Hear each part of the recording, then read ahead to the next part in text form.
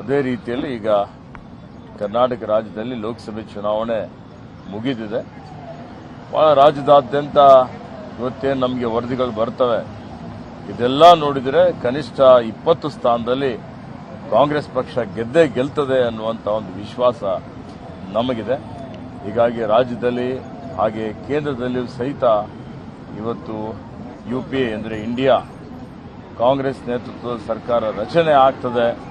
ನಾವು ಕೊಟ್ಟ ಭರವಸೆ ರಾಜ್ಯದಲ್ಲಿ ಈಡೇರಿಸಿದ್ದೇವೆ.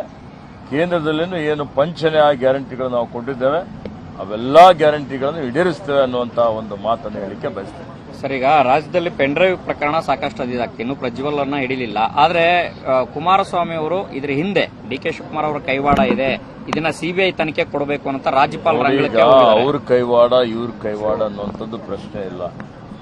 ಏನು ದಾಖಲೆ ಇದೆ, ಡಾಕ್ಯುಮೆಂಟ್ ಸ್ಪೀಕ್ಸ್ ಫಾರ್ ದೆಮ್ಸೆಲ್ಸ್ ಅಂತ ಹೇಳ್ತಾರೆ.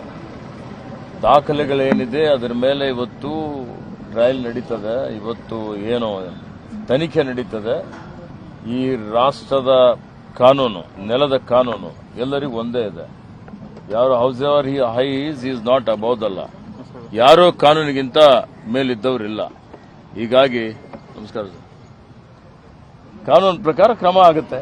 ಅದಕ್ಕೆ ಸುಮ್ಮನೆ ರಾಜಕೀಯ ಬೆರೆಸುವಂಥದ್ದಾಗಲಿ, ಇವ್ರು ಹೇಳಿದ್ದಾರೆ ಅವ್ರು ಹೇಳಿದ್ದಾರೆ ಅಂತ ಹೇಳುವಂಥದ್ದಾಗಲಿ ಅದಕ್ಕೇನು ಅರ್ಥ ಇಲ್ಲ ಅನ್ನುವಂಥ ಮಾತನ್ನು ಹೇಳಲಿಕ್ಕೆ ಬಯಸ್ತೇನೆ. ತಪ್ಪು ಮಾಡಿದವರಿಗೆ ಶಿಕ್ಷೆ. SIT ಮೇಲೆ ನಂಬಿಕೆ ಇಲ್ಲ, CBI ಕೊಡಬೇಕು ಪ್ರಕರಣವನ್ನ ಅಂತ ಅವರ ವೈಯಕ್ತಿಕ ವಿಚಾರ. ರಾಜ್ಯ ಪೊಲೀಸರು ಇವತ್ತು ನಿಷ್ಪಕ್ಷಪಾತವಾದಂಥ ಒಂದು ತನಿಖೆಯನ್ನು ಮಾಡ್ತಾ ಇದ್ದಾರೆ. ಹೀಗಾಗಿ ರಾಜಕೀಯ ಉದ್ದೇಶಕ್ಕಾಗಿ ಜನರಿಗೆ ದಾರಿ ತಪ್ಪಿಸುವಂಥದ್ದು, ಜನರ ಗಮನ ಬೇರೆ ಕಡೆ ಸೆಳೆಯಲಿಕ್ಕೆ ಈ ರೀತಿ ಹೇಳಿಕೆಗಳು ಕೊಡ್ತಾ ಇದ್ದಾರೆ. ಬೆಂಗಳೂರಿನಿಂದ ಮಂಗಳೂರುವರೆಗೆ, ಬೀದರ್ನಿಂದ ಚಾಮರಾಜನಗರದವರೆಗೆ ನಿಮ್ಮ ಸುದ್ದಿ ನಿಮ್ಮದೇ ಭಾಷೆಯಲ್ಲಿ ಕರ್ನಾಟಕ ತಕ್.